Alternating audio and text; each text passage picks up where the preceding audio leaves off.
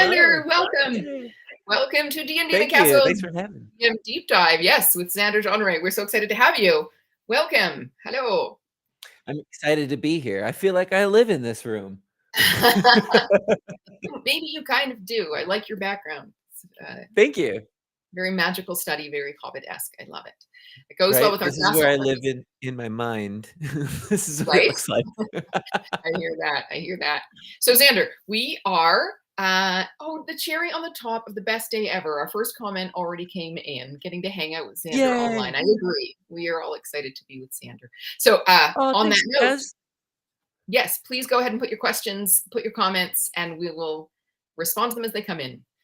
Yes, so we're here to talk to you, Xander, to hear all about you. This is your day. It feels right.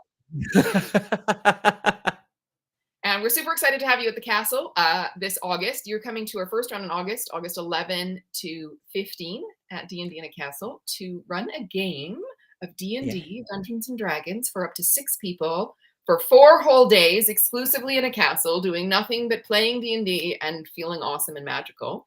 So the first thing I want to ask you about is, tell us about your D&D campaign that you're planning for your players.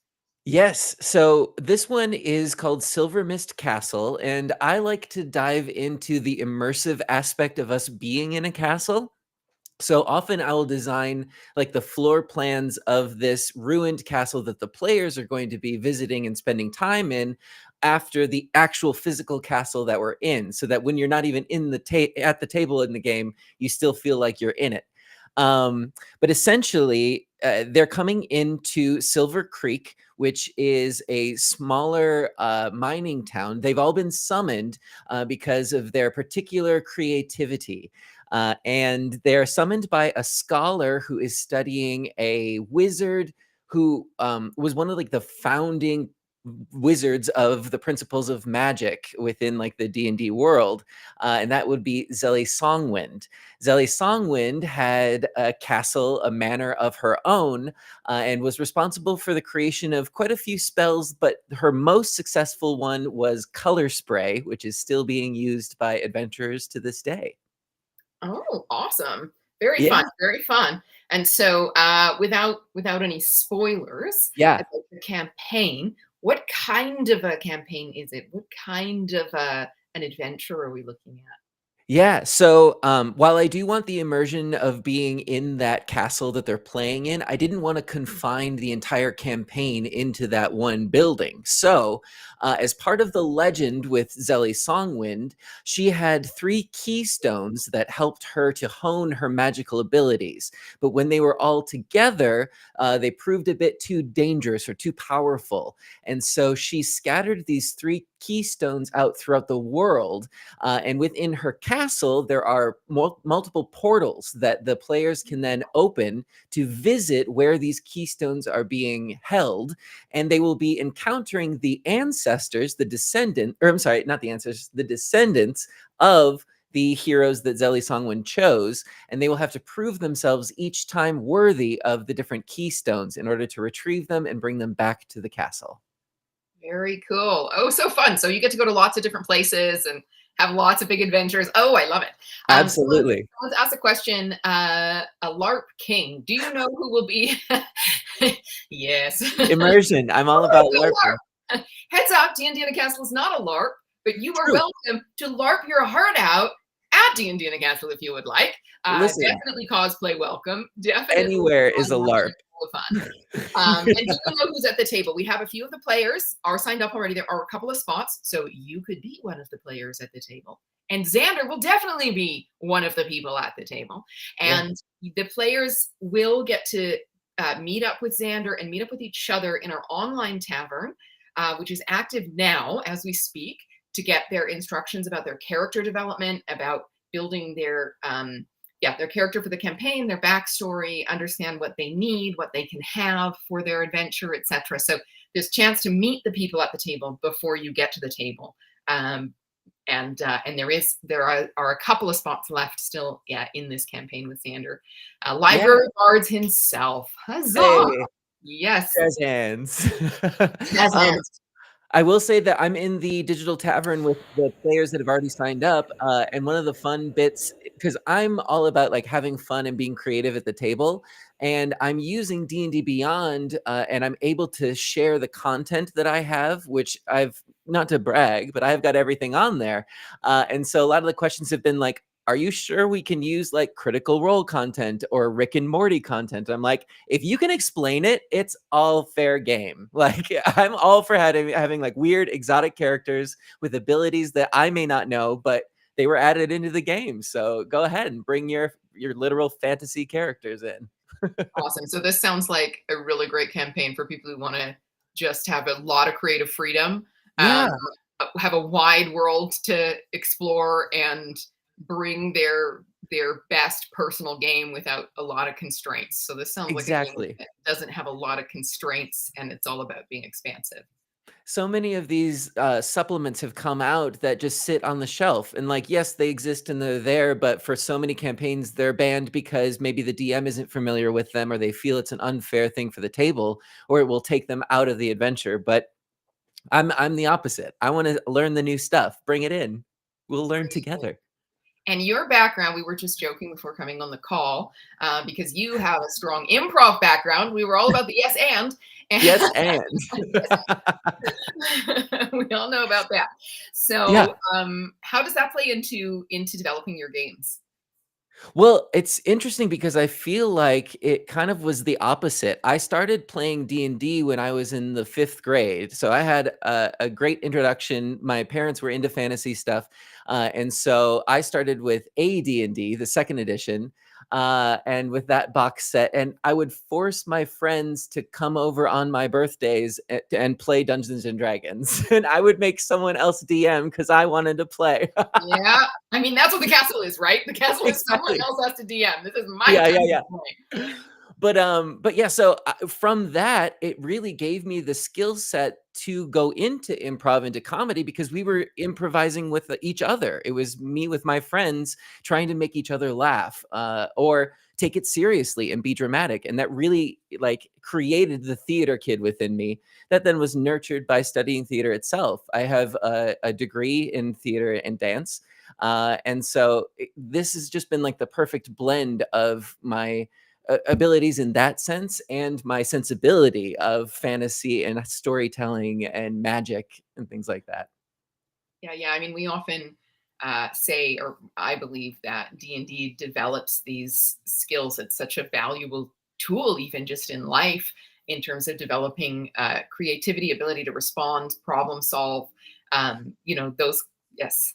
Problem solving, especially because when you start looking at the big scary problems of life as like a problem in a game, like there's this, it's a distancing thing, and you go to therapy for sure. But there's a way that you can sort of gamify it where it's a little less harsh. Yeah. Oh, absolutely. So therapeutic, really. Yeah. I believe in. Um, as a background, musical theater, theater itself, acting, improv, music, dance. How do these things show up in your game, or Oh do they? my goodness. So I want to talk about the first D&D in a castle that I did, because unprompted by me, the entire party created bards. And I didn't know this until we showed up on the day. And then I was looking through all the character sheets, and each of them had picked a different class of bard. But that really leaned into what I like to highlight in my games, is that everybody is a hero at some point. They do something that only their character could do, whether that be performing in some aspect, singing, dancing, that sort of a thing. We bring in this showmanship quality to it, and you get not the same, but a similar rush of like being on stage and performing for somebody when your character does so well. And so it's a different adventure this time around, but there are definitely opportunities for the player characters to perform in some sense, and get some mechanical benefits from that. Or the opposite, suffer consequences for doing a bad job. No, I'm just kidding.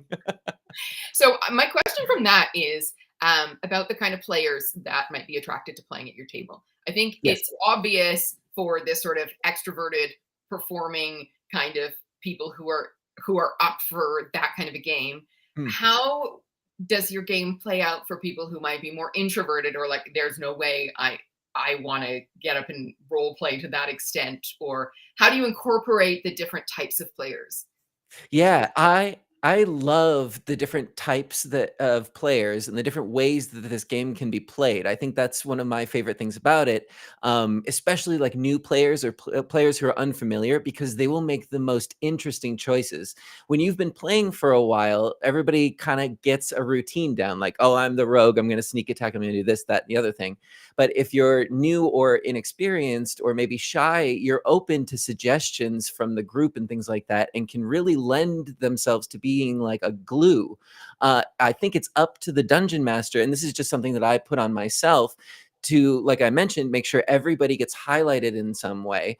And if I'm feeling that you are being reserved because that's who the character is, and it's not something that you want to be sort of left alone, because that's a valid play style too, I want to bring in your backstory, bring some way that you can connect with it, that you'll feel fulfilled by the ending just as much as the fighter who took down 100 enemies, that sort of a thing.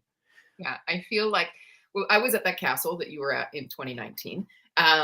And what a remarkable castle that was. Yeah, Uh, and I did see at the beginning there were very people that were very reserved that then came out of their shell, which it would happen for anybody. You're surrounded by strangers in a different country at a gaming table. It's hard to break out right away, but hopefully I'm able to create an environment that's welcoming enough that you feel the ability to dive fully into the character and express yourself in that way.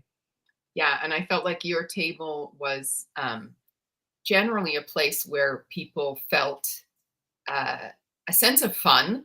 I mean, that's, some people are they're like, I'm here to fight orcs, and we're gonna, like, it's Yeah. gotta be heavy and dark, and we're gonna do horror, and it's gonna be intense. Like, some people are there for that, and that's awesome, and they definitely have options for that. I feel like Yes. your table is like, we're here to be a group of friends having just a great time. We're just having a great time. It's a party. Like, I felt like Yes. your room always felt like there was a party going on, and so woo, party It was was great. there. I think I might have told the story before for you too, but there was some like booking stuff that was happening at the castle the last time that we were at, but it happened in the best way in that we shared the venue for one night, just a little bit, with a wedding that was happening. And we were in the dungeon playing, and the bride from this wedding, it's like midnight. She comes in completely drunk and swings around into the door, and we're all just like in the middle of a battle standing and looking over, and she goes, you having a seance? And we're like, we are now. Come on in. Let's It's like, have a seance. yeah. And we're like, I think you might need to get back to the other party, but you can stay Right? for as long as you'd like. You're the bride, man. Yeah. This is your party now. Right. Right. We have a question that's come in. What do you think helped you in this path of professional TTRPG? And is there anything you do to keep creativity alive in the pay to play experience? And then there's a Nice. second one that's come up on the screen. Sure. Oh, no, that's the same one. Very Yeah. good. Yeah. Mhm.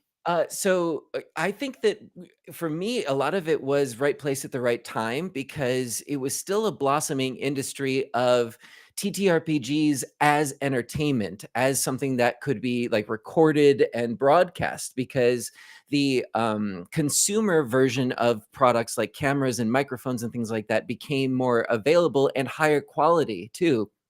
So I went through this strange path of being on a reality show with King of the Nerds, got me connected with another contestant, Ivan Van Norman, who brought me in with Geek and Sundry, who at the time was sort of experimenting with what could be created on Twitch, on live broadcast gaming content. And they created a little show called Critical Role, which you may have heard of. But they were very open to experimenting with other forms of gameplay as well. And I have always found that to be the most satisfying. The first one that I was a part of was called Sagas of Sundry, and it was a dread game. And that is essentially you're playing with a block tower that's not trademarked Jenga, but very similar to Jenga. And essentially, it's a horror game where you're picking blocks as you make choices instead of rolling. And if the tower falls, you die. And it made for really compelling content. And once we had that in the can, we're like, let's see what else we can make. And so I've done shows where we were featuring zombies and jump scares, and something like Relics and Rarities, which was sort of lighthearted, but still had a lot of heart to it. And we were able to open it up to like celebrities like Deborah Ann Wall and Kevin Smith and Charlie Cox. And so it's just been an amazing journey that I've been very lucky to be a part of, because I know that now it seems like it's an established industry and there are a lot of jobs, but it's still sort of a rare thing. It's just now more established. I think that it's a viable thing that people know you can create TTRPG based content. Yeah, very cool. The other question, and the second half of that question, what's your dream campaign to play in or to run? And how do you Uh-huh. keep creativity alive in this kind of pay to play? How do you do Sure. that? Well, I mean, like I had mentioned before, I am a LARP kid and I'm all about the immersion. And so just being in another space and having the time to devote to a campaign is already like a dream come true, because you get to really dive in and be a part of that world. And I think that's also what keeps it creative for me. It's because I'm in charge, in a sense, of this world. And so I have to make it fun for and interesting for me. But a lot of it is the players and the choices that they're bringing and making on the day. Each time is going to be different. And I think that's really, really interesting. And then my dream campaign, I I mean, I haven't hidden this fact, but I'm a huge Power Rangers fan, and so I'd love to, like, incorporate elements of that, like, into the fantasy of D&D. So you may run into, like, 5 heroes who have different colored leather armor or something like that. And, and I always love Hmm, nods to pop culture, but through the fantasy lens. I think that's and I've done that before, but I think that's still the dream campaign. very cool. Let's get into a little bit of the technical of the campaign. Since we have a question here, will characters be leveling up at all in the campaign? What level do you like to play at? How do you like to handle that? Yeah, for this campaign, I'm starting them at level 7. For me, I always feel like that's a good sort of starting point where you get a lot of the abilities of whatever class you're playing, or you have enough to play around with multi-classing, like a 4 and a 3 or something like that. And then if they're leveling up in the campaign, I'm doing it based off of milestones. So if they do something particularly clever or quickly or something like that, I'm definitely rewarding that. That's also one of the reasons why I heavily encourage my players to be on D&D Beyond, because it takes a lot of the work out of leveling up, so you don't have to have the book with you and check mark everything. I know that's fun for some people. It's not my cup of tea. And so I want to make sure that everybody has the chance to look over their levels and their new abilities and things like that. And I think that the digital tools make that a lot easier. To answer the question, yes, there is a possibility for them to level up if they do good jobs. Very good. and how do you think that you'll interact with this castle? Have you looked at the castle a lot? Like, because this venue is quite different from Lumley Castle, and Yeah. so I know your campaign has castle in the name, so Yes. you've obviously thought about it. Tell us about that. For this one, I'm changing a lot of the surrounding area because it feels like this one is more woodsy than the castle that we were at before. Even though that was sort of like on the grounds, this one feels like it's integrated into the nature. And so I'm definitely bringing that element of the castle into it. Um, and I don't want to say too much, but I think you'll have a good time with it if you come and be a part of my campaign.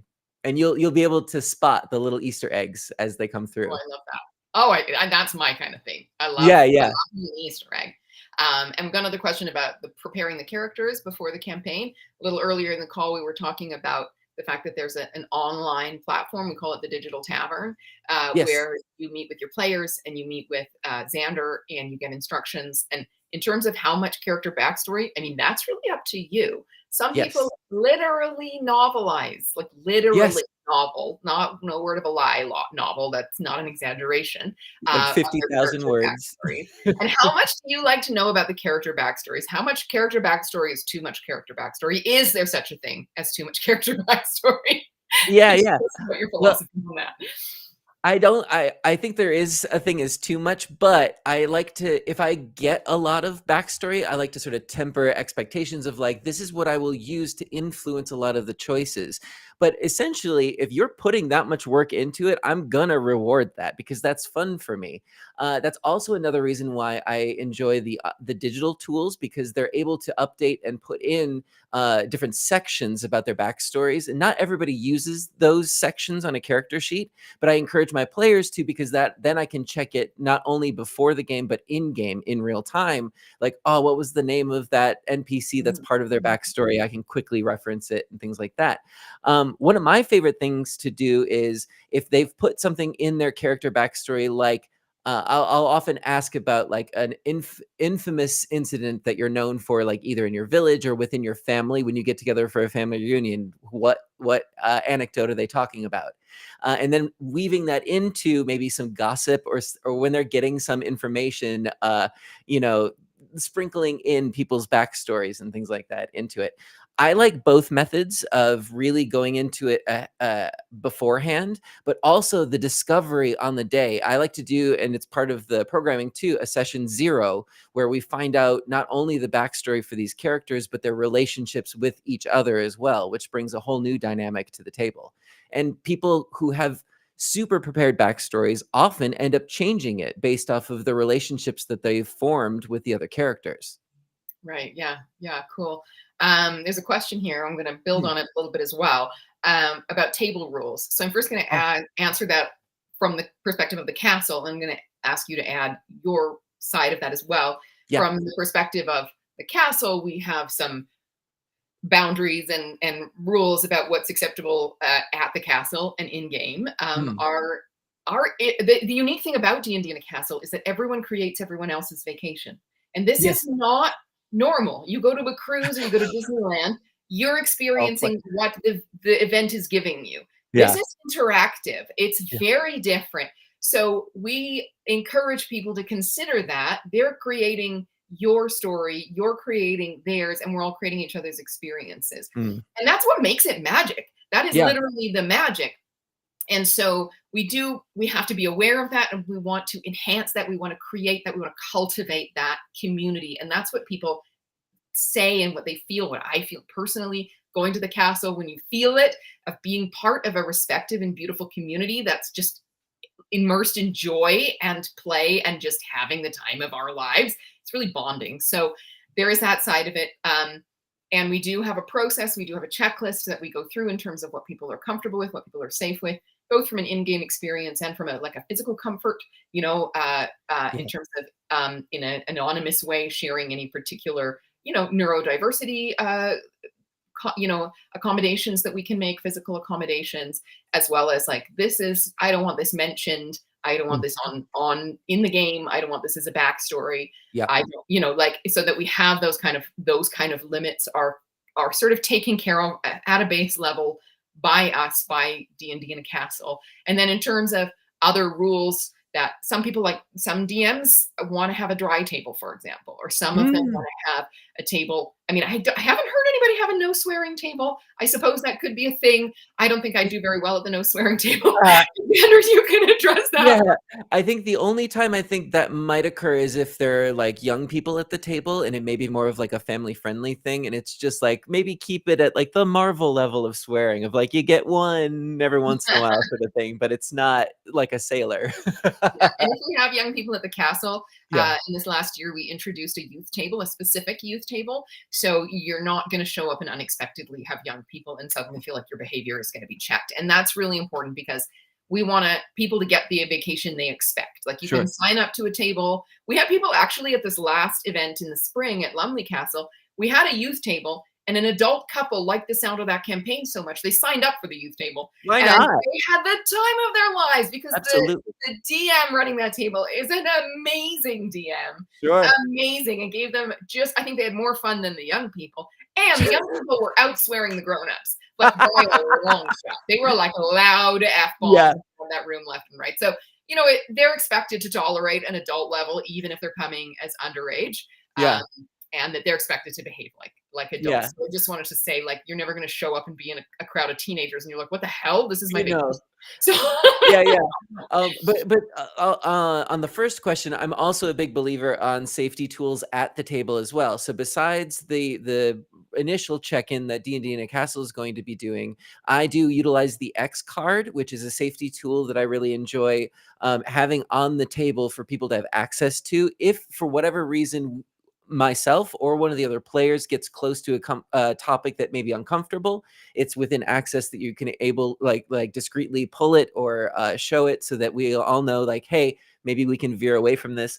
Or because of the nature of this vacation, I'm accessible to talk to like pull aside and say, hey, can we not do XYZ, or we're getting close to this.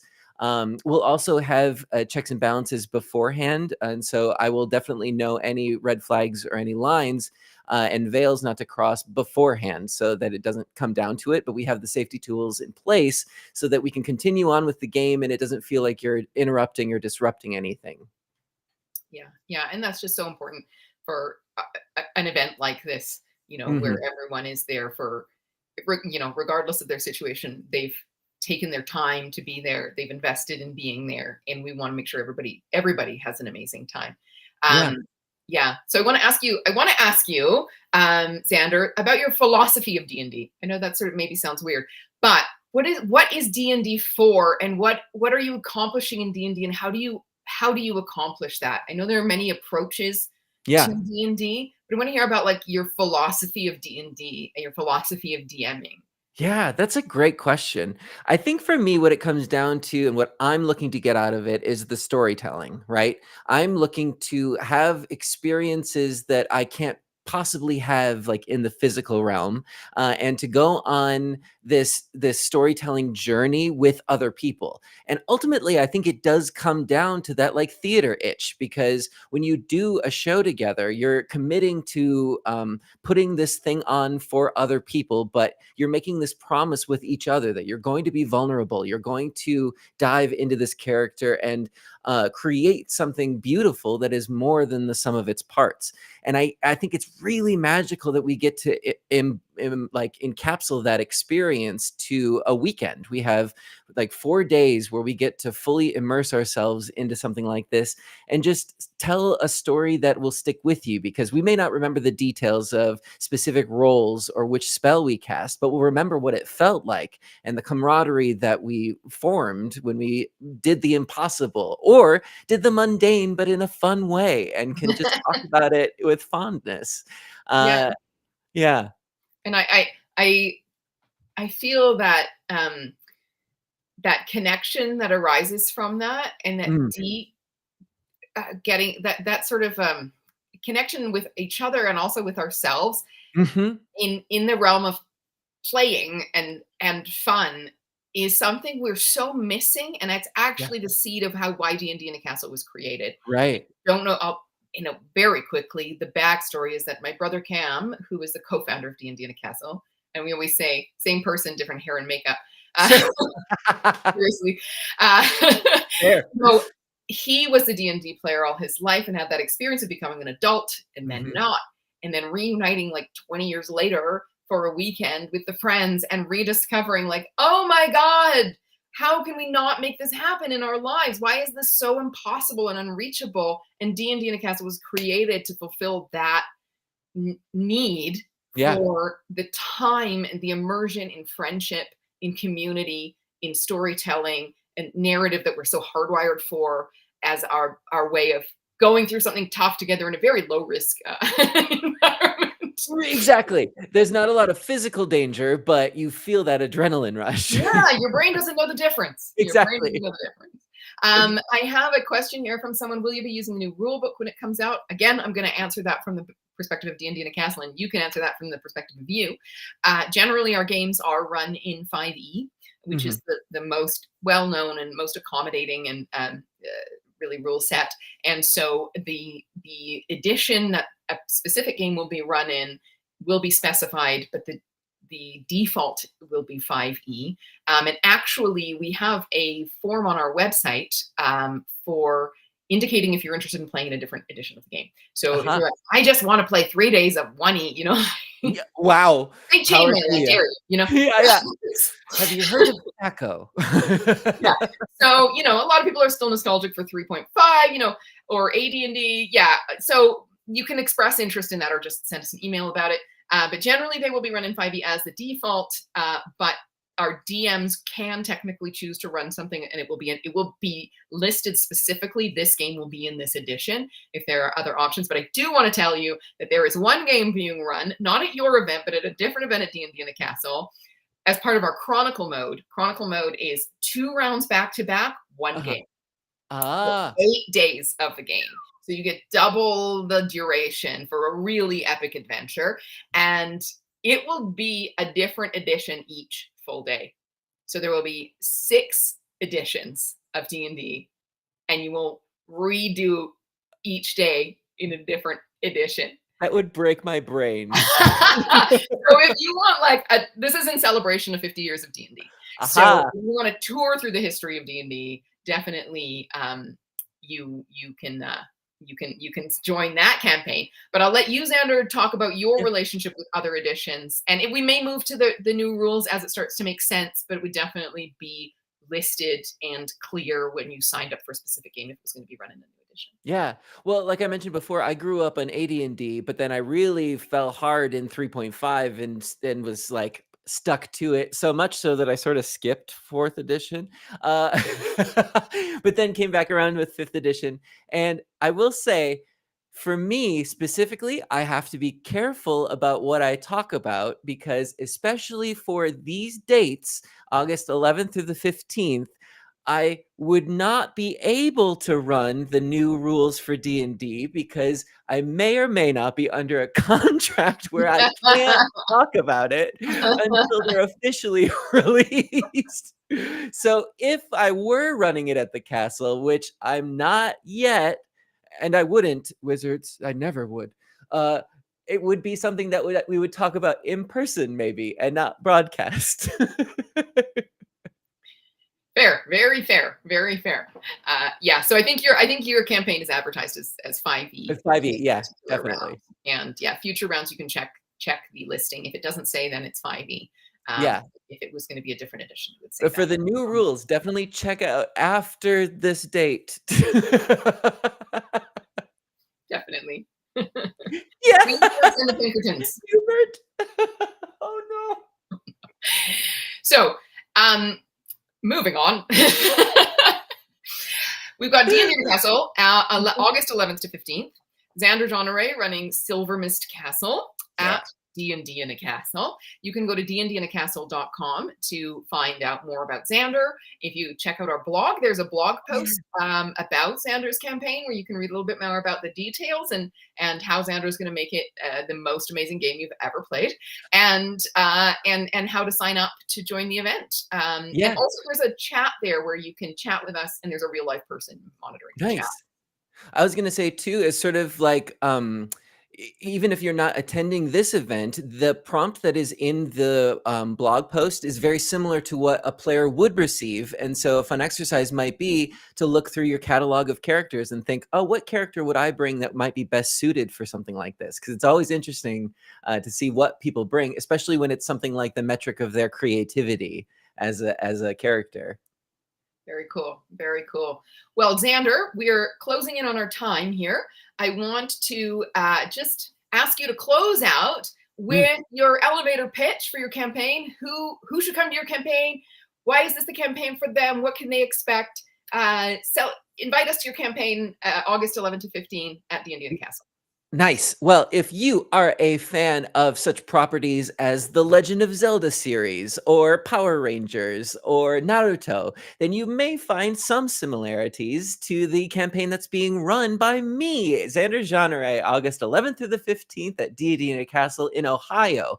I'm going to be bringing LARP and immersive elements, including physical representations of things described in the game, and you'll be immersed in the castle where the adventure will be taking place, as well as exploring different worlds and bringing back treasures and memories. Amazing. I'm in. I am Sorry, this in. is my floor, so I'm gonna get out, but if you wanna hold the door open for the next person, this elevator is done. Mic drop. Amazing. Thanks so much, Xander. We can't wait to see you in August. And if you have questions for us, feel free to send us an email or questions for Xander. You can also send those to us at contact@theindianacastle.com or through the chat on our website, theindianacastle.com. Thank you so much, everybody, and we'll see you at the castle. Woo!